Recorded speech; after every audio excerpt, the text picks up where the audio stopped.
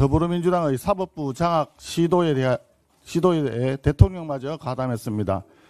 이는 헌법이 보장한 삼권 분립을 정면으로 부정하는 폭거이자 법원을 인민재판소로 전락시키려는 반민주적 발상입니다. 정청래 더불어민주당 대표는 조희대 대법원장은 직에서 물러나야 한다면서 단도직입적으로 사퇴를 요구했고, 추미애 법사위원장은 내란범을 감싸는 대법원장이라고까지 몰아세웠습니다. 집권 여당 대표와 법사위원장이 대법원장의 거취를 공개적으로 압박을 하고 탄핵 운운까지 하는 모습은 민주주의 헌정 아래에서는 상상조차 하기 어려운 일입니다. 야당 시절 31차례나 줄 탄핵으로 국정을 마비시키더니 다시 연쇄 탄핵 본능을 되살린 거 아닌지 걱정됩니다. 더욱 충격적인 것은 3대 특검 대응 특위 전현희 위원장이 내란 특별재판부도 모자라서 국정농단 전담재판부 설치까지 거론했다는 사실입니다.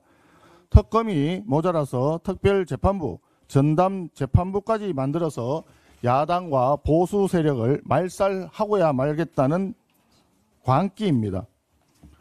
대통령실 대변인마저 원칙적으로 공감한다라며 더불어민주당의 사법 장악 시도에 동조했습니다. 더 심각한 것은 비판 여론이 거세지자 곧바로 말을 바꾸고 심지어 브리핑 속기록에서 해당 발언을 삭제했다는 사실입니다. 이것은 명백한 위법이고 국민 기만입니다. 이재명 대통령은 이런 이야기를 했습니다. 사법부는 입법부의 구조 속에서 판단한다. 이 말은 입법부가 사법부보다 위에 있다는 취지의 발언이며, 또 내란 특별재판부 설치에 대해서는 뭐가 위헌이냐라는 발언까지 했습니다. 정권의 입맛에 맞는 판사를 골라서 정치재판을 하겠다는 독재적 발상을 넘어서 헌법 질서 자체를 짓밟고 법치주의를 송두리째 무너뜨리겠다는 발상입니다. 판결에 불만이 있다고 해서 대법원장을 내쫓고 대법원 구성을 통째로 바꾸며 권력에 순응하는 특별재판부까지 설치하려는 발상은 법치국가에서 있을 수가 없습니다. 사법부 역시 전국 법원장 회의를 통해서 이러한 움직임이 사법의 독립성을 침해한다는 입장을 분명히 밝혔습니다. 국민 여러분, 이제 더불어민주당이 사법부를 무너뜨리려 하고 있고 대통령실이 그의 손발을 맞추고 있다는 사실이 모두 백일하에 드러났습니다. 우리 국민의힘은 민주주의를 지키는 헌법 수호 정당으로서 헌정을 파괴하는 세력에 대항하여 권력의 반헌법적 책동에 대해 끝까지 결연히 맞서 싸우겠습니다. 이재명 정권의 재정정책에 대해 한 말씀 드리겠습니다. 먼저 이재명 대통령의 과거를 보면 경기도지사 시절에 금융복지라는 이름으로 저신용자 대출을 대규모로 풀었지만 결과는 참혹했습니다. 만기가 도래했는데도 연체율이 무려 74%, 빌려간 10명 중 7명 넘게 빚을 갚지 않고 있다는 이야기입니다. 뿐만 아니라 전체 대출자 11만 명 가운데 39%는 아예 연락조차 두절된 상태로 갑니다. 결국 대출 창구는 부실 채권의 무덤이 되었고 도민들의 세금으로 이를 메워야 할 적자만 남았습니다. 이것이 도민의 삶을 볼모로 삼아 정치적 도박을 강행한 이재명식 재정정책의 말로입니다. 최근의 프랑스 사례는 또한 우리에게 뼈아픈 경고를 줍니다. 프랑스는 국가 채무가 GDP 대비 113%, 재정적자는 6%에 달할 만큼 나라 국간이 바닥이 났습니다. 할 수 없이 정부는 긴축을 시도할 수밖에 없는 상황이 되었습니다. 그러자 여론이 복지 축소와 긴축 예산을 거부했고 정치권과 민심이 거센 반발로 폭동까지 번졌습니다. 그런데 그 뿌리는 다름 아닌 포퓰리즘 재정 중독입니다.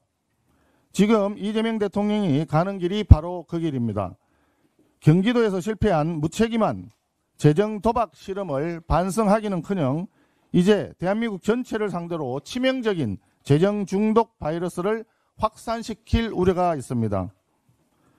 우리 국민의힘에서는 무책임한 빚잔치를 단호히 막겠습니다. 대한민국 경제와 재정을 대상으로 한 생체 실험을 반드시 막아야 합니다.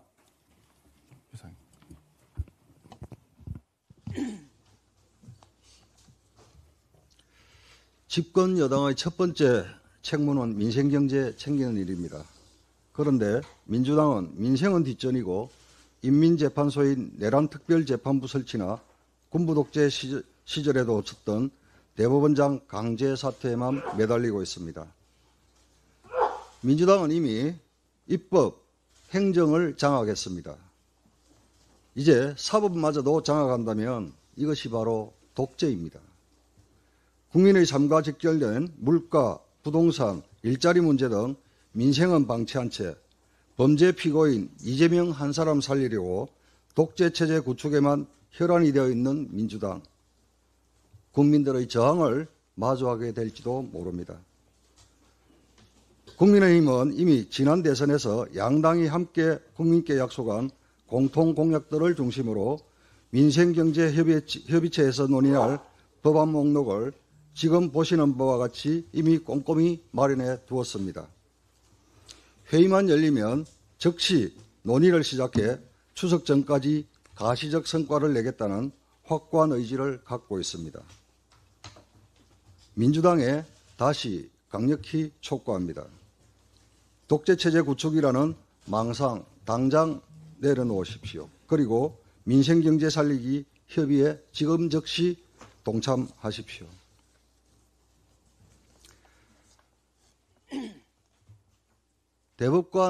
대법원장 강제 축출과 관련해서 한 말씀만 드리겠습니다. 지금 전 세계가 네팔의 사태에 관심이 집중이 되고 있습니다. 네팔은 대혼란기에 임시 지도자로 누구를 지정했습니까? 바로 전직 대법원장 수실라 카르키를 세웠습니다. 그만큼 대법원장이라는 자리는 엄중합니다. 민주당은 명심하시기 바랍니다. 3,500억 달러 규모의 대미 투자 펀드를 둘러싼 한미 관세 후속 협상이 교착되면서 오늘 16일부터 미국에 수출되는 한국산 자동차 관세가 일본차보다 10%포인트 높게 부과됩니다.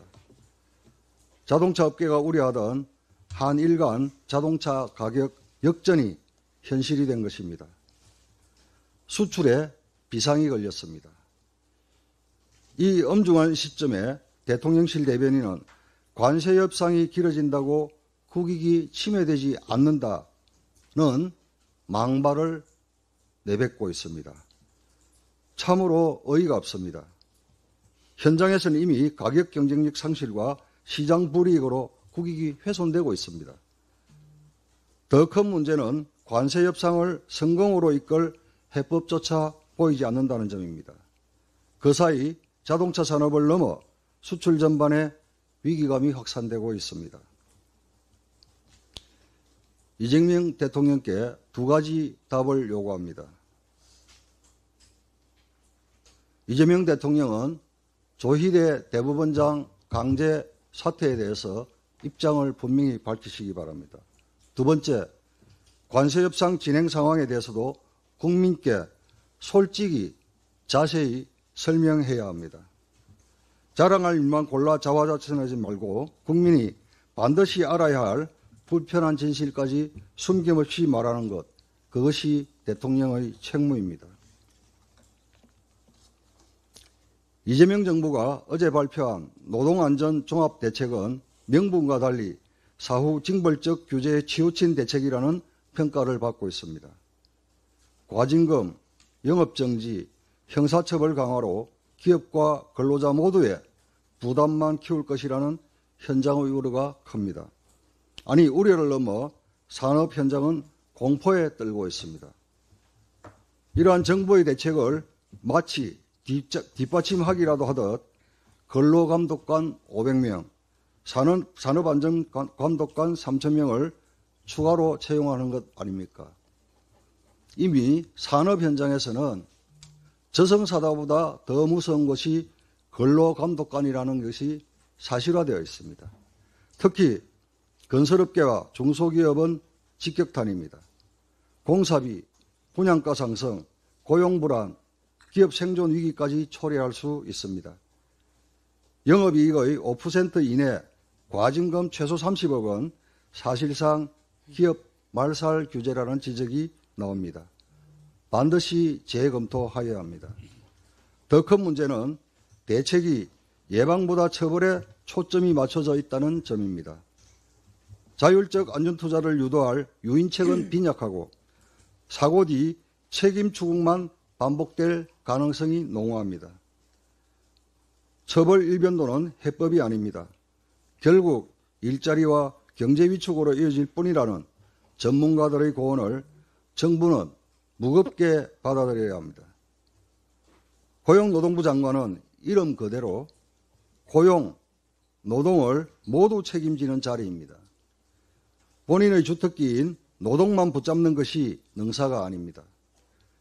김영훈 장관은 노동규제 강화에만 매달리지 말고 청년, 중장년 일자리 대책 등 고용 문제에도 책임있게 나서십시오. 김영훈 장관에게 촉구합니다. 고용노동부는 결코 노동 전담부가 되어서는 안 됩니다. 예방 중심의 실효성 있는 안전정책, 고용과 노동이 조화를 이루는 균형 있는 대책을 마련하기 바랍니다. 이재명 정권과 민주당의 일당 독재와 야당 발사 시도는 더욱 노골적인 실체적 위협에 이르고 있습니다. 단순히 민주주의 훼손이나 위헌이란 말로는 부족합니다. 국회 내 거대 의석을 무기로 한 사실상의 입법 독재는 예행연습에 불과했습니다. 권력의 서열이 분명히 있다는 이재명 대통령의 발언은 권력 분립 원칙을 기본으로 하는 우리 헌법을 정면으로 위배하고 있습니다. 또한 민주당의 대법원장 사퇴 요구에 대통령실이 기다렸다는 듯이 공감한다며 가세한 사퇴 압박 합작 공세는 사실상 민주당의 입법부가 사법부 위에 군림하겠다는 선언이나 다름없습니다. 권력 사수뿐만 아니라 성공적인 내란몰이를 통해 어떻게 해서든 국민의 힘을 말살하고 일당 독재를 완성하고자 하는 의도가 분명합니다. 이재명 정권과 민주당이 보기에 자신들만의 사법 개혁을 방해하고 내년 지방선거에 걸림돌이 될 국민의 힘은 눈에 가시라고 생각하지 않겠습니까? 우리는 도저히 묵과할 수 없습니다. 국민도 법치도 민주주의도 없이 폭주하는 정부 여당의 만행을 국민과 당원들께 바로 알려야 합니다. 전국 각 시도와 당협에서 야당 말살의 실상을 알리는 당원 교육을 준비하고 있습니다. 흔들림 없는 투쟁을 위해서 우리는 한마음으로 더욱 단단해져야 합니다. 국민과 함께 짓밟힌 민주주의와 위기의 사법부를 수호하기 위해 국민의힘은 어떤 탄압에도 굴복하지 않고 끝까지 맞서 싸울 것입니다. 지난 11일 인천 영흥도에서 고립자 구조 임무를 수행하다 순직한 고 이재석 경사와 관련해서 말씀드리겠습니다. 칠흑 같은 어둠 속에서 고립자 구조를 위해 자신의 생명줄인 부력 조끼까지 벗어주며 헌신한 고인의 명복을 빕니다. 유가족께도 깊은 위로의 말씀을 전합니다. 이제는 철저한 진상조사의 시간입니다. 유족들께서는 2인 1조 원칙이 지켜지지 않았다고 오열했고 함께 근무한 동료 해경들은 사실을 말하지 말라는 함구 지시를 폭로했습니다. 사고 당일 영흥파출소의 상황 보고서와 녹취록은 해경 내부의 부실 대응과 은폐 정황을 더욱 짙게 합니다. 이경세는 사고 당시인 지난 11일 오전 2시 43분 현장 지원을 무전으로 요청했지만 이 내용은 상황 보고서에 기록되지 않았습니다. 인력 증원 요청을 고의 누락한 건 아닌지 의심스러운 대목입니다. 2인 1조 원칙이 지켜지지 않은 이유가 무엇인지, 초동 대처 미흡과 늦장 부실 대응의 원인은 무엇인지, 인재를 덮기 위한 은폐 관여자는 누구인지 지위 고하를 막론하고 철저히 규명하겠습니다. 국민의힘은 고인의 숭고한 희생이 헛되지 않도록 실체 규명과 안전 시스템 개선에 끝까지 함께하겠습니다. 운영수석입니다. 민주당은 내란 특별재판부가 위헌 문제에 직면하자 박스가리에 불과한 내란 전담 재판부를 설치하라고 법원을 압박하는 동시에 대법원장에게는 집단 린치를 가하는 내란몰이의 막장을 보여주고 있습니다. 대통령이 지난 11일 선출된 입법과 행정권이 임명된 사법권보다 우위라며 상권 분립을 부정하는 발언을 한 후 한정혜 정책위 의장은 14일 기자간담회에서 사법부가 움직이지 않는다면 입법으로 해결하겠다고 협박하고 추미애 법사위원장도 14일 조희대 대법원장의 사퇴를 촉구했습니다. 그러자 정청래 대표는 15일 조 대법원장은 반 이재명 정치투쟁의 선봉작이 됐다고 가세하며 공개적 사퇴 압박에 나섰습니다. 특별이냐 전담이냐의 명칭이 중요한 것이 아닙니다. 정치권이 인사 배당에 관여해 특정 사건의 처리만을 위한 재판부를 설치하는 것 자체가 사법권의 독립을 본질적으로 침해하는 위헌입니다. 민주당은 숙청을 통해 정권을 유지했던 과거 나치 독일의 인민재판소, 구소련 인민법원 등을 재현하는 것입니다. 민주당이 모든 소년 사건을 접수해 이미 배당하는 상설 소년재판부와 특정 사건 처리를 위해 집권당이 재판부를 구성하는 내란 전담 재판부를 동일시하는 것은 대국민 사기극을 벌이는 것입니다. 검찰을 해체, 중국식 공안 시스템을 만들고 사법부를 정권의 신여로 만드는 이재명 정부와 민주당은 이 나라를 민주당 독재 국가라는 낭떠러지로 몰고 가는 것이며 반헌법적 파쇼적 시도입니다. 어두웠던 과거 권위주의 정부 시절에도 특별재판부를 시도하지는 않았습니다. 우리 국민의힘은 대한민국의 자유민주주의, 법치주의를 위해 끝까지 투쟁하겠습니다. 사법부에도 고언을 전합니다. 대법원장에게는 사법부 독립을 지켜야 할 책임이 있습니다. 대법원에서 이재명에 대한 공직선거법 유죄 취지 파기환송 후 민주당의 폭력적 압박에 재판 중단하며 무릎을 꿇었습니다. 그러나 돌아오는 것은 정권의 사법부 신여화 시도라는 것을 목도하고 있을 것입니다. 이제라도 대법원과 사법부는 스스로 독립을 지킨다는 일념으로 굳건하게 버티고 싸워야 합니다. 감사합니다. 네, 정책수석입니다. 오늘부터 미국에 수출되는 일본 차는 15% 관세를 적용받습니다. 우리 기업만 25%를 감당해야 하죠. 일본은 원래 2.5%를 내왔으니까 실제는 12.5%, 우리는 25%, 2배 높은 관세 역전에 충격을 받는 셈입니다. 3주 전에 한미 정상회담으로 되돌아가 볼까요? 대통령실은 합의문조차 필요 없을 만큼 잘된 협상이라고 침이 마르도록 자축했습니다. 잘된 협상이라는데 돌아온 건 관세 폭탄이었습니다. 협상에 실패했는데 당장의 지지율을 올리려고 국민을 속인 거죠.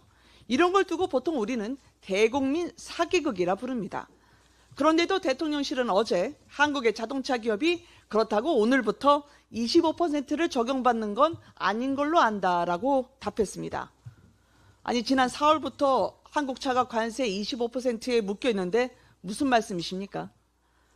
그래서 현대차, 기아차가 지난 2분기에만 1조 6천억 원의 영업이익이 감소한 사실을 모르거나 모른 척한 거죠. 무능이거나 거짓이거나 둘 중 하나인 겁니다. 이제 밝히십시오. 한미정상회담에서 대체 무슨 얘기가 오간 겁니까? 3,500억 달러 투자 펀드는 누가 먼저 이야기했습니까? 이재명 정부는 처음에는 대부분 대출, 보증이라더니 알고 보니 전부 다 현금입니다. 도대체 어떤 뒷거래가 있던 겁니까? 가장 든든하고 단단했던 한미관계를 전쟁터로 만든 이재명 정부, 그 흑막의 관세 협상 실체를 국정조사로 밝히겠습니다. 지금 무능을 반미몰이로 감추고 대통령 유죄 안 받게 하려고 대법원장 잡을 때가 아닙니다. 이상입니다. 발언하실 분. 맞아요. 해야 됩니다. 예, 먼저 하십시오. 애초에 기소도 재판도 이루어지지 않았어야 할 패스트트랙 재판이 어제 결심되었습니다. 저는 어제 최후 진술에서 혹시라도 책임을 물으면 그 당시 핵심 당사자인 원내대표였던 저에게만 책임을 물어달라. 어느 의원에게도 책임을 묻지 말아달라고 최후 진술을 하였습니다. 이 사건에 대해서 많은 사람들이 이미 잊어버렸습니다. 그러나 이 사건이 지금 작금의 대한민국의 의회 독재와 사법 독재를 가속화한 사건이기 때문에 다시금 반추해 봅니다.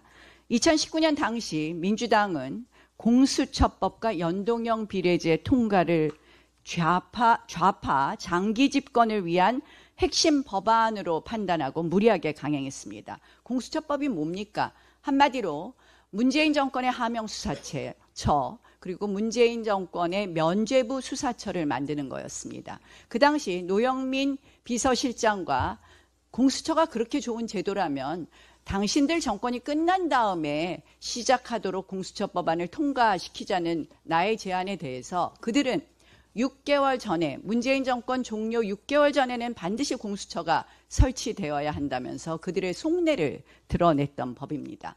연동형 비례제가 뭡니까? 내 표가 어디로 갔는지 또 표의 등가성도 확인되지 않는 표의 등가성의 원칙에도 반하는 반헌법적 법안입니다. 결국 연동형 비례제는 위성정당의 난립으로 보수정당이 절대 과반수의 정당이 되지 못하게 하는 애초에 좌파 장기 집권을 위해서 설계한 제도였습니다. 연동형 비례제가 위성정당 설립으로 누더기가 되었을 때 이것은 당연히 공소 취소되어야 할 사건이었습니다. 그러나 어쨌든 재판은 계속되었습니다. 결국 이 법안들은 헌법적 기본 질서를 침탈하는 법안이었습니다. 그런데 그때 당시에 또 다른 우리가 유의해서 볼 것이 있습니다. 무엇이냐? 패스트 트랙에 상정하기 위해서 하루에 2명의 의원을 그 의사에 반해서 사보임했습니다. 오신환 의원과 권은희 의원을 강제로 사임시키고 그 자리에 다른 의원을 보임시켜서 패스트 트랙에 태운 것입니다. 한마디로 의회 민주주의를 폐퇴시킨 사건이었습니다. 저희는 여기에 구호제창 그리고 철야 농성, 연자 농성으로 맞섰고 민주당은 갑자기 민주당과 국회의장은 빠루와 해머를 반입하면서 한마디로 의회를 폭력장으로 만들었습니다. 여러분 보십시오. 빠루와 해머를 들고 문을 뜯는 것은 민주당이었습니다. 이것을 지휘하는 박찬대 의원의 얼굴이 보입니다. 그런데 이 사건 이후에 그런데 이 사건을 어떻게 이들이 호도했느냐? 저희는 이 문틈으로 들어온 빠루를 압수했고 그 압수한 빠루를 민주당의 폭력의 증거로 제시했습니다. 그 폭력의 증거로 제시하는 저의 사진을 나빠루라고 명명하면서 한마디로 폭력 정당의 이미지를 저희 당에게 씌운 것입니다. 두 가지를 민주당이 지속적으로 해왔는데 나빠루 프레임으로 폭력 정당의 이미지를 우리에게 씌운 거하고 두 번째로는 이 사건으로는 박범계 의원을 비롯한 민주당 의원들도 6명 기소되어 있습니다. 그들은 아직도 재판이 끝나지 않았습니다. 그들은 밥 먹듯이 재판을 연기했고 성실하게 재판받지 않았습니다. 저희는 23명의 의원과 전현직 의원과 보좌진 27명의 피고인의 범죄 사실을 확정하다 보니 오래 걸렸습니다. 결국 한마디로 불성실한 재판은 본인들이 해놓고 우리한테 이렇게 뒤집어 씌웠습니다. 근데 이 사건의 의미가 뭐냐? 결국 지금의 의회 독재를 가속화하는데 이 사건의 기소를 활용했다는 것입니다. 작년에 국회의장과 법사위원장을 민주당이 모두 차지하는 그런 안건을 상정하려고 할 때 저희 중진 의원들이 의장실에 가서 항의했습니다. 그 당시 박찬대 원내대표가 저희에게 다가와서 하는 말이 의장실에 이렇게 항의하고 의장님 못 가게 하는 것 바로 경호권 발동하겠습니다 했습니다. 지금 상임위원장에서는 어떤 일이 벌어지고 있습니까? 의원들의 발언에 경고하고 퇴장을 명합니다. 토론은 형해화되었습니다. 한마디로 패스트트랙 기소는 의회 독재를 가속화시켰습니다. 패스트트랙의 기소는 또 무엇을 만들었느냐? 지금의 검찰 해체를 넘은 대법원장 사퇴라든지 내란 재판부라든지 하는 한마디로 위헌적인 주장을 서슴지 않게 만들었습니다. 저희가 여기에 침묵하는 것은 그 당시도 그랬고 지금도 그랬고 이것은 국회의원으로서의 헌법상 책무를 방기하는 것입니다. 저희는 용기 있게 국민과 함께 싸워야 됩니다. 그리고 그들의 폭력성 그리고 그들의 이중성을 낱낱이 알려야 합니다. 그리고 그들의 헌법 질서 파괴가 결국 대한민국을 북한식 일당 독재 국가로 만드는 것임을 명명백백하게 알려야 합니다. 정청래 대표가 오늘 저한테 법사위에서 부영받았으니 나가라고 언급했다고 합니다. 그 논리라면 대법원에서 피선거권이 박탈되는 유죄 취지 판결을 받은 이재명 대통령이 그 자리에서 내려와야 되는 것입니다. 터무니없는 이야기 하지 말고 대통령 재판이나 헌법에 따라서 법에 따라서 다시 받도록 하는 것이 그들이 해야 될 책무라는 점을 지적합니다. 나 대표님. 마이크. 나 대표님, 그러면 정청래 대표가 이재명 대통령 지금 내려오라라고 주장했다는 뜻인 거죠? 예, 잘 이해했습니다. 비공개를 하겠습니다.